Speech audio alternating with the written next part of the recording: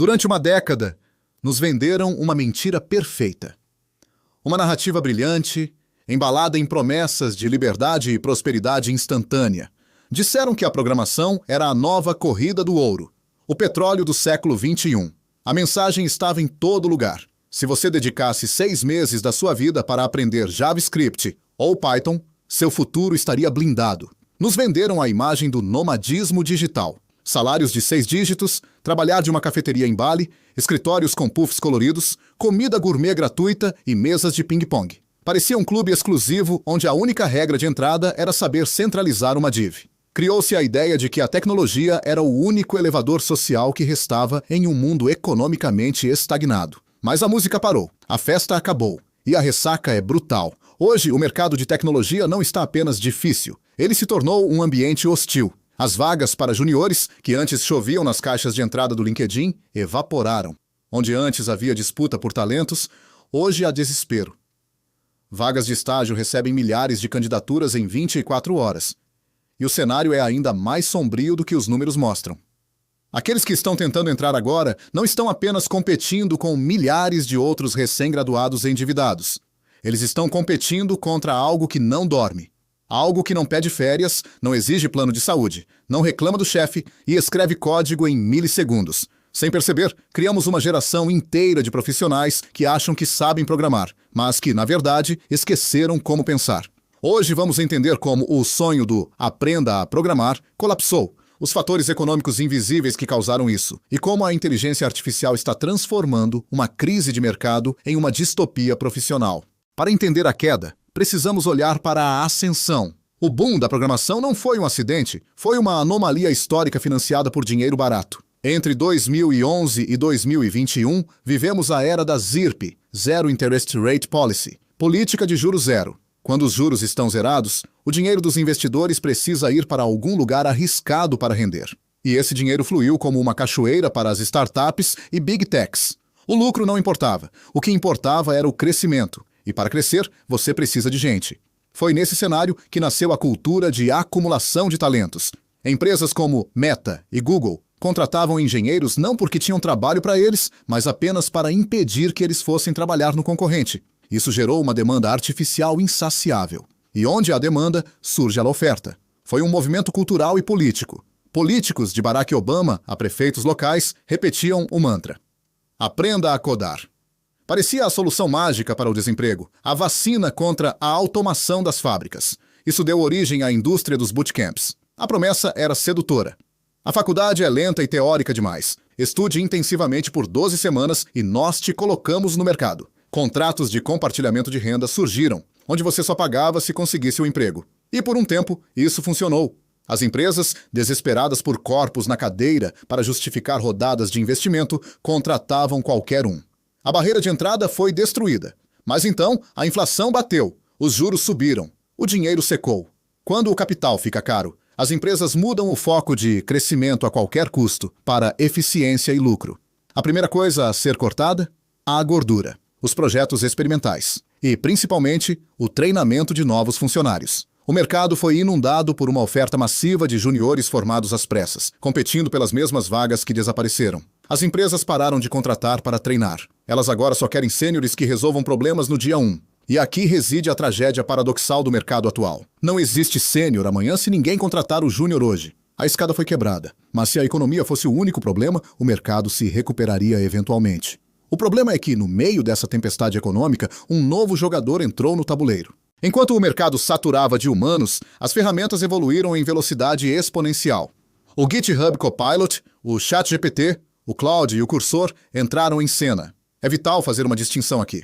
Para um engenheiro sênior com 10 anos de bagagem, essas ferramentas são ferramentas auxiliares. São multiplicadores de força. O sênior sabe o que pedir, sabe avaliar se a resposta está certa e sabe corrigir as alucinações da máquina. Mas para o júnior, para aquele que ainda está formando suas conexões neurais sobre lógica de programação, para ele a IA não é uma ferramenta, é uma muleta paralisante. Relatos de CTOs e líderes técnicos mostram um fenômeno assustador crescendo nas empresas.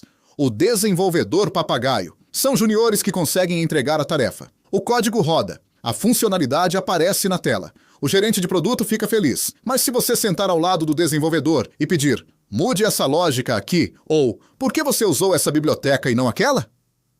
O resultado é o silêncio, ou o pânico. Eles não construíram o código. Eles apenas o transportaram do ChatGPT para AD. Eles são operadores de prompt, não engenheiros.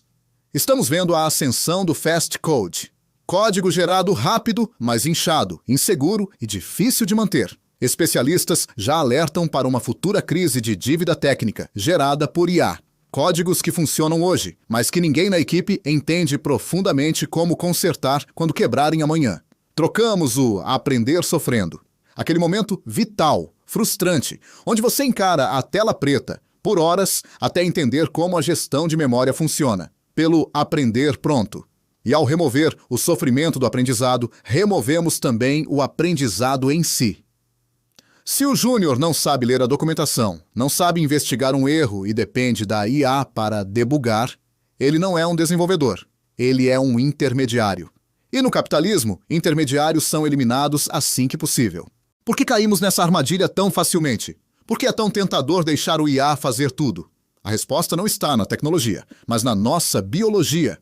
O cérebro humano é uma máquina de economizar energia. Ele busca desesperadamente o caminho de menor resistência. Do ponto de vista evolutivo, pensar gasta calorias. Se existe uma ferramenta que pensa por nós, nosso instinto é usá-la.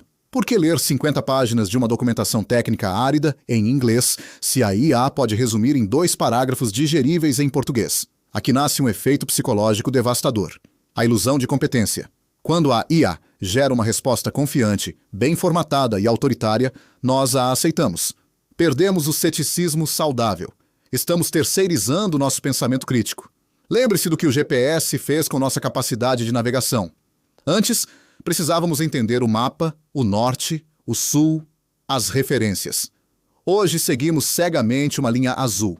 Se o GPS falhar, estamos perdidos. A IA está fazendo o mesmo com a programação. Ela está transformando o computador em uma caixa preta mágica. Os novos programadores não sabem o que acontece por baixo do capô. Isso cria um risco sistêmico, o colapso do conhecimento. As empresas motivadas pelo lucro trimestral pensam: por que pagar um júnior para aprender por 6 meses se a IA faz o trabalho braçal agora? Mas a IA não cria nada novo. Ela é um modelo probabilístico. Ela recicla o que humanos já escreveram no passado. Se pararmos de treinar humanos capazes de entender a base, quem vai criar as novas arquiteturas? Quem vai resolver os problemas que a IA ainda não viu nos seus dados de treinamento? Sem humanos capazes de entender os fundamentos, a inovação para e entramos num loop de reciclagem digital. O cenário parece sombrio.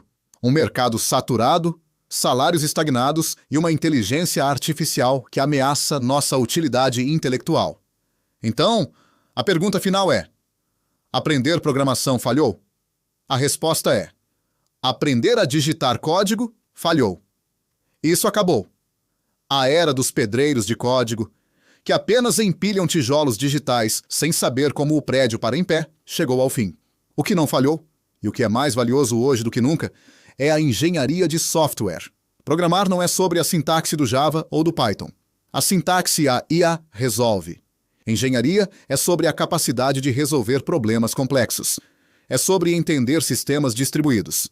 É sobre traduzir a dor de um cliente humano em uma solução lógica. É sobre ter a coragem de questionar a IA em vez de obedecê-la. Se você é um júnior hoje, ou está tentando entrar na área, meu conselho é radical. Pare de usar a IA como muleta. Use-a como um professor socrático. Peça para ela explicar o conceito, não para ela fazer o trabalho. Pergunte por quê, e não como. Volte aos fundamentos. Aprenda como a memória funciona. Aprenda algoritmos. Aprenda o que a abstração esconde de você. O mercado inflado morreu. A era do dinheiro fácil virou fumaça. O que sobrou é a realidade. E na realidade, quem sobrevive não é quem digita mais rápido. É quem pensa mais fundo. Quem entende que a tecnologia é a ferramenta e nunca o mestre. Se você quer sobreviver a esse expurgo digital, a hora de estudar de verdade é agora. Se você gostou dessa análise, inscreva-se no canal. Eu quero saber sua opinião sincera nos comentários. A inteligência artificial potencializou o seu trabalho. Ou você sente que ela está te deixando, aos poucos, intelectualmente preguiçoso? Vamos debater!